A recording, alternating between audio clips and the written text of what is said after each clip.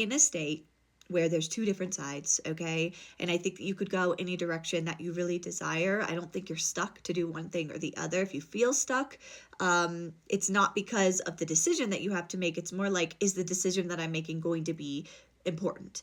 I think there's a lot of judgment of yourself here. And with that frequency, there's something about a prowl. It's like you're expecting the energy to come in and just like pummel you. And they're saying that this is a deep whisper, this is a call from your soul, and it's going to feel quiet. It's like that you are trying all of these things. There's so many things that you're trying to do, and you're being called to find a new way.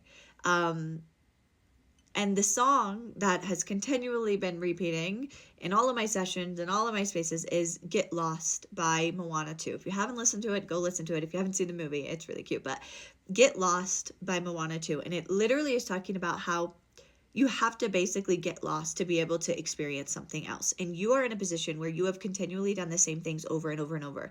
Maybe you've continually connected to the same people over and over, whatever it is. And you're being called to do things differently. But you don't even know what that is because you're not willing to go a different direction, or you're not willing to step out of your comfort zone. And to become your fullest and most expressive version of self, you have to follow the path of what that would look like. And this is asking a lot of you. This is asking to be aware. This is asking for responsibility. This is asking for action. This is asking for you to get into a place where you feel connected to yourself and to who you are and to where you're meant to go. You're being called to connect into the divine itself and find a solution and conclusion to what that looks like. There's a reconstruction to your idea of what God is, okay? It's a reminder that God is the breath that breathes in and through you always. God is the blood that runs in and through your veins, okay? Really leaning into the knowing that if you knew that the divine, okay, was working as your autopilot, could you allow your human to come alive? And I think that right now it's a deconstruction.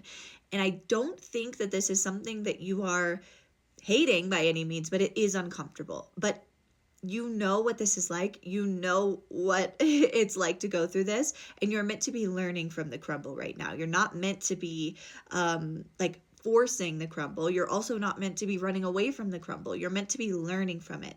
And the only way you can learn is by watching.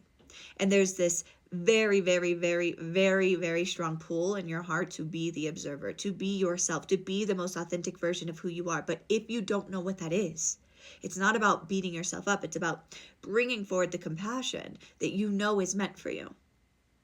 Okay? You cannot show up and expect yourself to perform. There is no need for performance. You don't need to look a certain way. You don't need to be a certain way. There's this push that I feel you're experiencing where you almost are like, it's like this, you're watching other people. I'm seeing a vision of someone like looking across the road and seeing, maybe your neighbors or someone doing things that you wish that you had the capacity to do, or maybe you're seeing other people doing the things that you want to be doing. And it's not at a state of jealousy, right? I think that you need to understand also, like, some things that are dropping in for you right now are not meant to tell you what to do or tell you what not to do or tell you who you are or what you aren't. You're meant to be leaning, rooting, growing into the soil of what's next. Okay, because you're living in the past. And so this is a wake-up call. This is like a hello, wake-up call to remember that the old way doesn't have to be the new way. Okay, and the new way can be mysterious. The new way can be like, I don't even know what the fuck that looks like. Okay, great. Like, that's good. That's fine. That's a part of the adventure. The thing is that you want to know so badly everything. You want to know the clarity. You want to know where to go. You want to know the next steps. You want to know what's going to happen. And that is not a part of your journey. You're not meant to know it all. Because if you knew, you wouldn't be able to experience it. And that's a surface level kind of like thing to kind of keep you quiet for a little bit, is like what you're feeling. But lean into that a little bit more. Like, why do I feel the need that I need to know? Why can't I just be okay with where I am? And maybe where you are is uncomfortable. Maybe where you are is a place that you don't want to be. But that's between you and the divine. That's between you and yourself. That's between the understanding that, like, if you get to have it all, if you can show up as your authentic self, what would that look like? And why is it that your external circumstances are constantly the ones that are ruling your actions, emotions, states of being?